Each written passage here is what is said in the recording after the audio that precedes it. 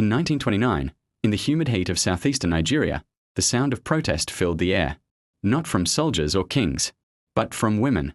This is the story of the Aba Women's Riot, when thousands of Nigerian women rose against colonial injustice and shook the very foundation of British rule.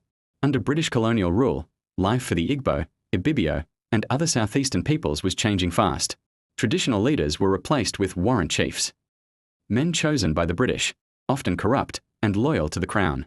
Taxes were being imposed, and whispers spread that the next tax would target women, who had already borne the weight of the economy through farming, trading, and family.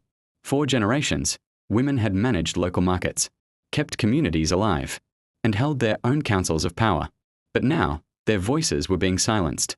In November 1929, a colonial tax officer visited the town of Oloko. He tried to count women and their possessions, a clear sign that new taxes were coming. One brave woman, Nwanyeruwa, confronted him.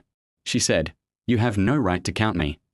That moment, small, defiant, and proud, ignited a fire. Within days, word spread through markets and villages, through songs, drums, and coded messages, until thousands of women gathered to protest. Across towns like Calabar, Owerri, Umuahia, and Calabar, over 25,000 women marched together.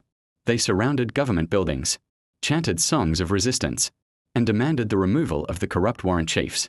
They danced, sang, and held vigils, a protest both spiritual and political. It was not chaos, it was organized defiance. A system of communication called sitting on a man allowed women to hold leaders accountable. Now, they turned that same power against the empire. But the British didn't understand this form of protest. They saw only rebellion, and answered with bullets. The confrontation turned tragic.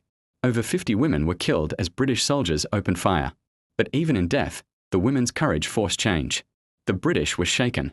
They re-examined their policies, reduced the powers of warrant chiefs, and abandoned the idea of taxing women.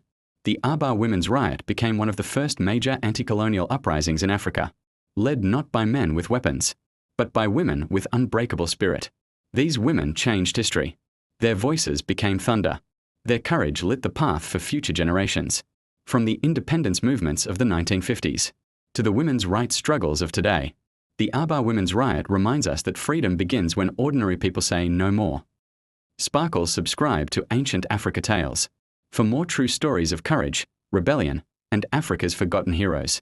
Because history is not just written by kings, but by queens who refuse to be silent.